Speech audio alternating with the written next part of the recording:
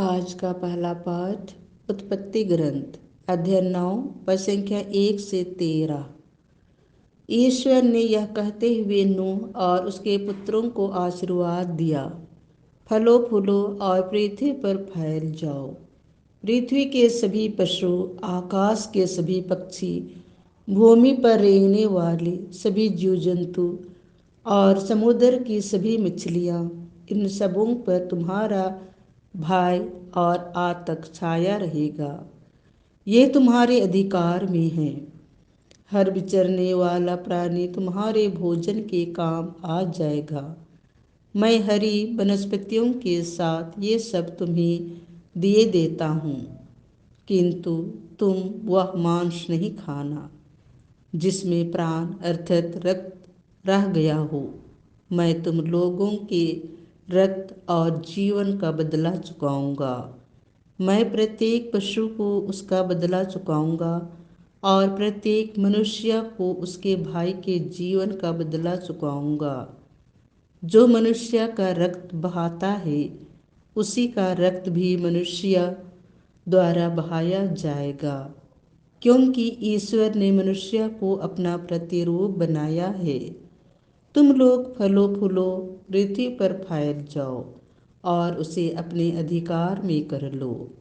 ईश्वर ने नूह और उसके पुत्रों से यह भी कहा, देखो, मैं तुम्हारे और तुम्हारे वंशजों के लिए अपना विधान ठहराता हूँ, और जो प्राणी तुम्हारे चारों ओर विद्यमान है, अर्थात पक्षी, चौपाए और सब जंगली जानवर, जो कुछ जहाज से निकला है, और पृथ्वी भर के सब पशु, उन प्राणियों के लिए भी मैं तुम्हारे लिए यह विधान ठहराता हूँ।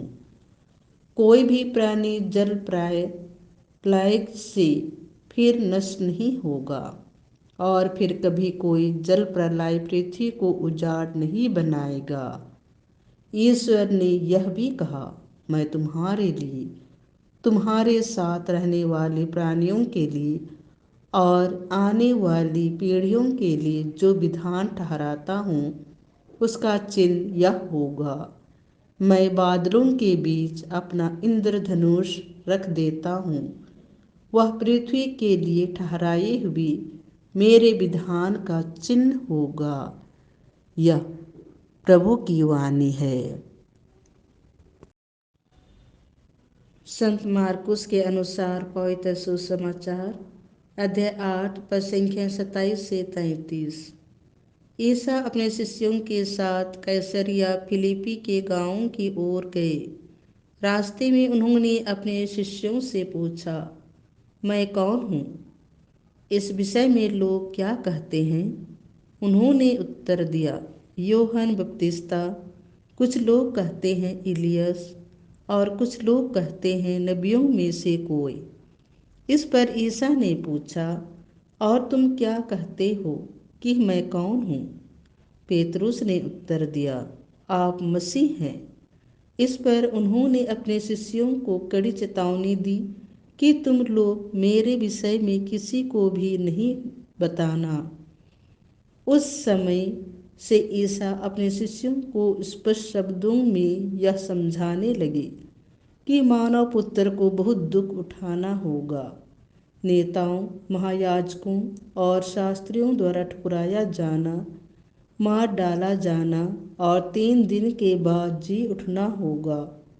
पेतरुस ईसा को अलग ले जाकर फटकारने लगा, किंतु ईसा ने मुड़कर अपने शिष्यों की ओर देखा और पेतरुस को डांटते हुए कहा, हट जाओ शैतान, तुम ईश्वर की बातें नहीं बल्कि मनुष्यों की बातें सोचते हो। यह प्रभु का सुसमाचार है।